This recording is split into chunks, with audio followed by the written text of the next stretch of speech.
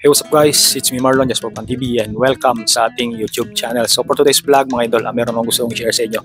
Kasi kaninang umaga, mawag sa akin yung NPS Ansan. Ayan, si Madam dyan sa South Korea, sa Ansan. Tinatanong kung active pa raw ba yung bank account na ginamit ko nung nag-claim ako ng Cookmin. Yung bank account ko dito sa Pilipinas mga idol, kasi dito tayo nag-ayos ng Cookmin sa Pilipinas. So may naghulog daw ng Cookmin para sa akin. So nag-iisa lang ang amo ko na may balance sa akin sa Cookmin. Yun yung huling pinakaamo ko ng 2 taon, hindi niya hinulugan yung aking Cookmin, pero monthly kinakaltasan niya kami kasi ang Cookmin mga idol, hati yan, amo at saka yung employee. So kung kinaltasan niya ako ng shipmanon din ang idadagdag niya. So ihulog niya sa NPS is i-ship manon o 200,000. So ganun yun, palaging hati yan. Kaya lang nangyari, monthly kinakaltasan niya kami and then hindi niya hinuhulog. Nalaman lang namin nung yung isang kasama namin Pilipino natapos yung kontrata niya. Umabot siya doon ng 4 years at nung uuwi na siya at nag-aayos siya ng kanyang mga benefits, ayan, kasama na yung Cookmin, doon niya nalalaman na hindi hinuhulugan ng amo namin yung kanyang Cookmin. And then sinabi niya sa amin kung kaya naman natakot din kami. So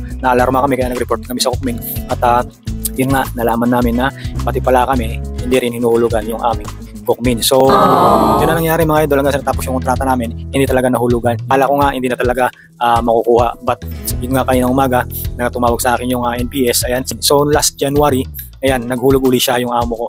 And ngayong araw na to, naghulog daw uli. Wow! So supposedly, ang makukuha ko sa Cookmin doon sa 3.5 years na kontrata ko sa kanya is maabot ng parang 7 million.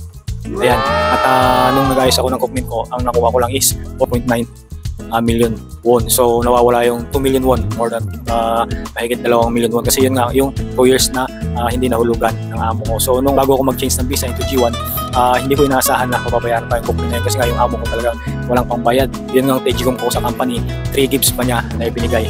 So yung huling amo ko na yun mga idol, na loob ng 3 years and a half doon, yung aming salary o yung aking salary is naging hulugan. So talagang mahirap o medyo naghihikahos yung company namin yun. Pero makikita mo napakarami yung gawa, napakaraming order at yagan-tsugan pa yung trabaho namin. So day shift and night shift. So tuloy-tuloy yung trabaho, pero nagtataka kami bakit hindi niya nahulugan o nababayaran na maayos yung aming sweldo at ganito yung aming Cookmin, hindi niya nahulugan. So yun nga mga idol, gusto kong i-share sa inyo na kahit pala ganun na nangyari mga idol, na hindi nahulugan yung benefits nyo na Cookmin, hindi nahulugan ng amo, hindi natapos yung kontrata nyo, napauwi kayo ng Pinas or nag-TNT kayo or ano, ang mangyayari pala dyan mga idol, sisingilin pa rin pala sila ng Cookmin. So ibig sabihin, kung may balance sa inyo yung amo nyo, ayan, hindi nila pag-interesan yung pera nyo, talagang ibibigay at ibibigay ng Korean government sa atin yung mga pera natin. Dahil yun nga, yung benefits na yun, yung Cookmin na yun is pera nga natin. So napakaganda ng sistema nila, no? Hindi nila kinukurakot kahit na nandito na sa Pilipinas, nandito na tayo, basta meron atraso yung naging employer natin sa South Korea, ayan, ipapadala pa rin nila sa atin yung pera. Kanina ko lang nalaman mga idol, kasi last January, ganun din may nagpasok ng pera sa Cookmin ko dun sa South Korea. So yung na-receive ko nung nakaraan is mabot siya ng 10,000 pesos, diba? So malaki na rin, diba? Saan natin pupulutin yung 10,000 dito?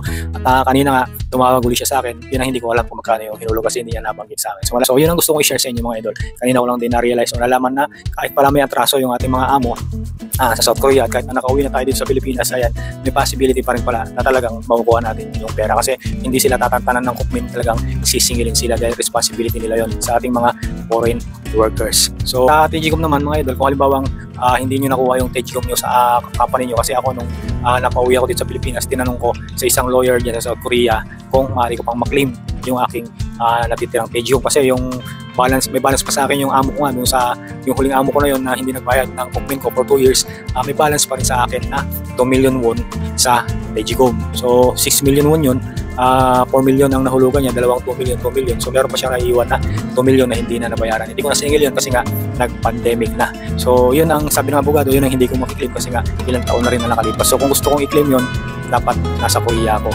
So kung nandito na sa Pilipinas, medyo mahirapan na. So yun yung alanganin mga idol, yung TGCOM. Pagka umuwi kayo ng Pinas at hindi nyo na-claim yung TGCOM, yung umabot ng ilang taon, ayan, hindi nyo na makiklaim. Pero kung sabi nung sa pagkakapaliwanag niya sa akin, mga 1 year pa lang, pwede kanyang tulungan, kausapin yung amo para ibigay yung TGCOM. Pero pag lumagpas na ng 2, 3 years, 5 years, wala na pag-asang maklaim yung TGCOM unless pumunta ka sa South Korea at kumuha ka ng abogado at ayusin yung TGCOM mo. Pero yun nga mga idol, yung Cookmin natin, ayan, kagaya na nangyari sa akin, 2 years na hindi hinulugan ng amo, ayan, at yun nga, patuloy niya pa rin hinuhulugan hanggang sa ngayon.